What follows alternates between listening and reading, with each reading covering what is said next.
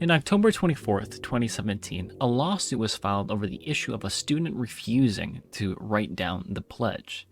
This student's name was Marie Oliver. The lawsuit was originally against Klein Independent School District and 9 other individuals. This was later narrowed down to 5, and then to only one person.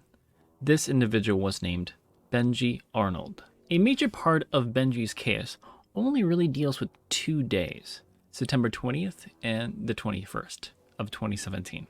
On the first day, Benji had played a recording of the song Born in the USA, and then had asked his students to write down how the song made them feel, and then afterwards to turn over the paper and then write the Pledge of Allegiance. While Mary had participated in the Born in the USA assignment, she instead refused to write down the pledge, and instead wrote a squiggle. The next day, Benji had berated any students who had not done the assignment, likening them to communists, and then later bringing up, for some reason, Sharia law, and along with the fact that they would receive a 0. Well, that's the quick and easy rundown of the incident. I was able to find the transcripts for this incident, as this was all being secretly recorded by Mary, and they have to be read as I will have to agree with the judge that this is a stream of consciousness. For September 20th, you should not have a writing instrument in your hand.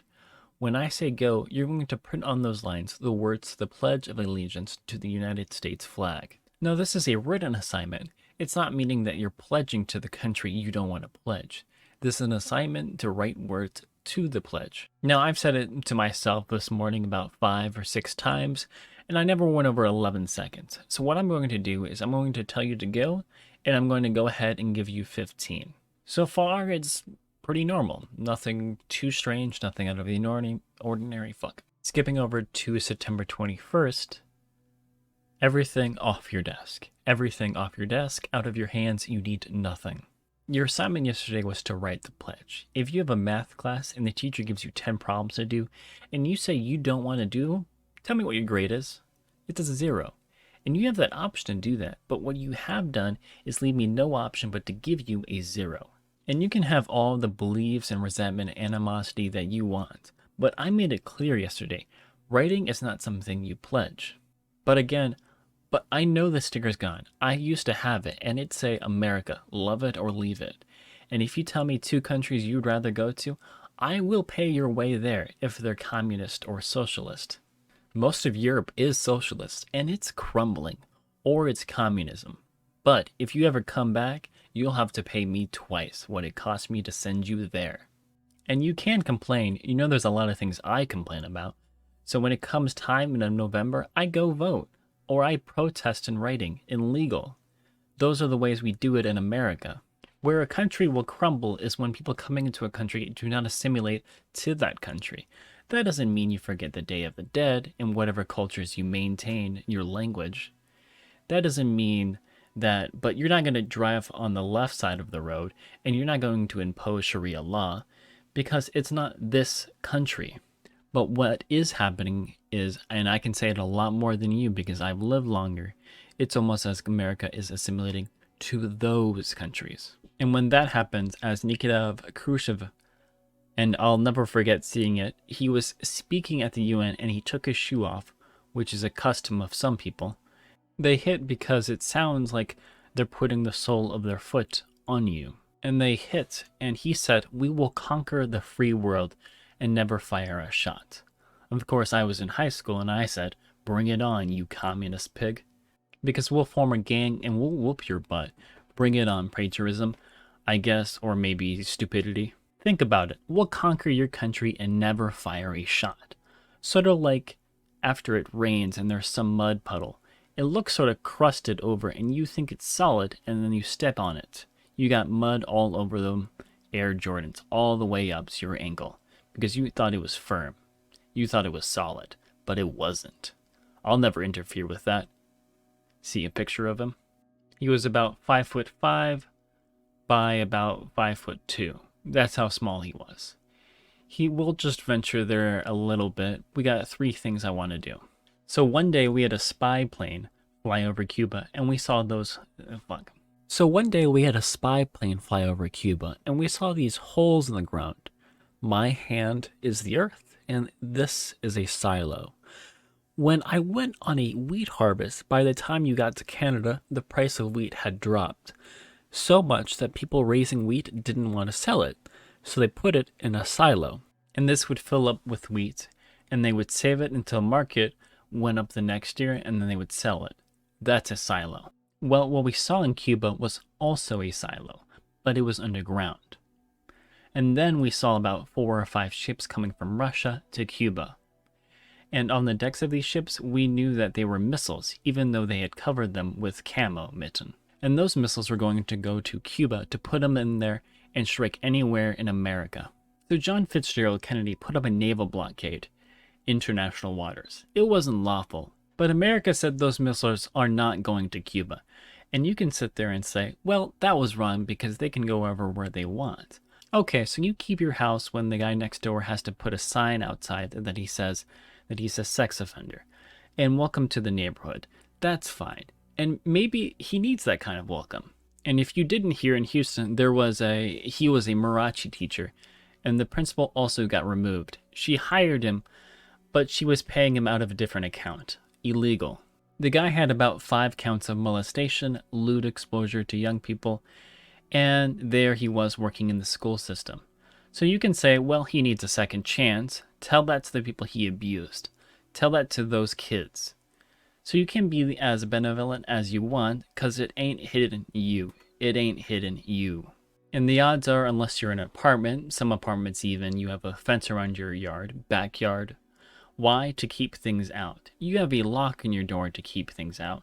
But the same people want open borders. And even the Pope, which I think the Pope has a lot of good ideas, and I'm not Catholic, and I'm not saying this because he's against walls. Look at the Vatican. It's got a wall all the way around it.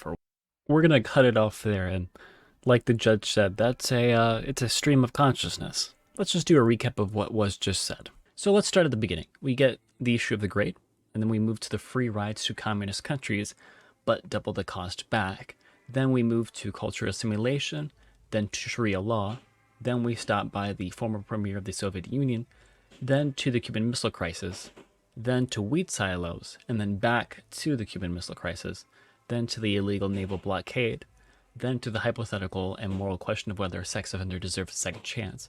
And then we go to the Houston Marathi teacher that turned out to be a child molester with a principal who was paying them illegally, and then back to the moral question, and then we go to fences and locks, and then we stop finally at the Pope.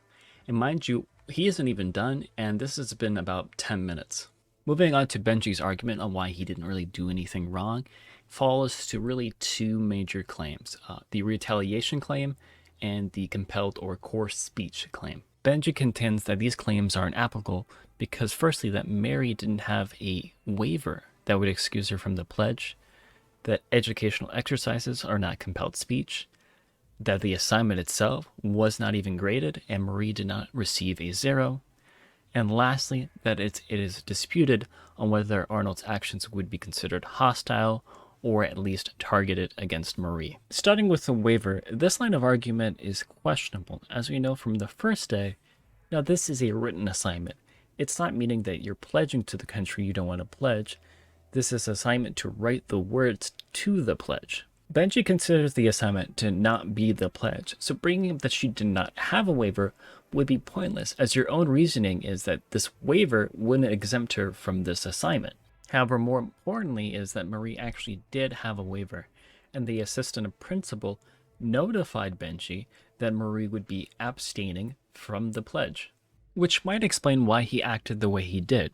A student not doing an assignment isn't something unusual and doesn't warrant the response that Benji took, especially as we're told by Benji that this was just an exercise. So why freak out about a student? Unless it was an attempt by Benji to trick her into doing said exercise as a manner of her reciting the pledge. For educational speech is not considered compelled speech. This comes from a recent case of Brinson v. McAllen Independent School District. As Brinson is about a student who refused to recite in Spanish the Mexican Pledge of Allegiance and sing the Mexican national anthem for Spanish class, arguing it was her First Amendment right not to do so. With the conclusion of this case being that it would not violate her First Amendment right, as the purpose of this exercise was educational. However, the judge thinks that it's a poor decision by Benji to cite this, as the Princeton court specifically stated that if there were evidence in this case that the teacher was seeking to inoculate beliefs by requiring the recital of the Mexican Pledge, we would reach the same result as the Supreme Court did in Barnett, as in it would be considered compelled speech and unlawful. With the judge concluding that Arnold's comments support a reasonable inference that he wanted his students to write the pledge to instill patriotic beliefs. And for not giving a 0 in the question of hostility, while it is true, as we learned from Assistant Principal Walter's email, is that this assignment was not graded and a grade of 0 was not given. The judge still thinks a reasonable jury could conclude that Arnold exhibited hostility toward and retaliated against Mary for refusing to write the pledge, and that he threatened to give a 0 to anyone who refused to write the pledge, whether he acted on the threat or not. What happened in the end? Well, on February 8th, the teacher decided to settle, and it isn't that surprising since this case has been going on since 2017. And the transcript would definitely not be looked at in the greatest of light by any jury, as it's very clearly hostile and makes Benji look a little bit crazy. Probably wouldn't have said it if he knew he was being recorded by Mary, because how do you defend those insults? And even more importantly, how do you threaten a student's grade, even though, as we find out by Benji, that he chose not to grade the assignment? If there were any parents or students in that jury, this would not fly. What puts the cherry on the top for this case is while we know that Mary's mom had emailed the school, that's how we came to find out that Mary had not received a 0. However, we don't just get a response from Kim Walters, the assistant principal, as the mom had also received an email from Benji over the issue. In response to your email concerning the activities in Mary Oliver's sociology environment, first, I compliment you on being an involved and concerned parent.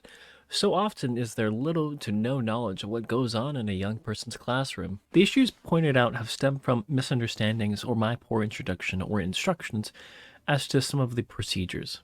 Mary and no one else have received a 0 for abbreviation or 0 for not writing the pledge. No one. Mary's grade of 100 for the 6 weeks could not have reflected a 0 in any phase. Each facet of class is designed to get students to think for themselves and then be able to evaluate the consequences, negative or positive, of their choice of actions. Miss Walters can set up a meeting to help clarify the procedures and expectations of the sociology class. I would welcome an opportunity to let you know what the objectives of the class are and to have an opportunity to let you know that Mary Oliver, like any other student in sociology, is my major focus. Looking forward to meeting you, Coach Arnold. Negative or positive consequences of their actions and poor introductions.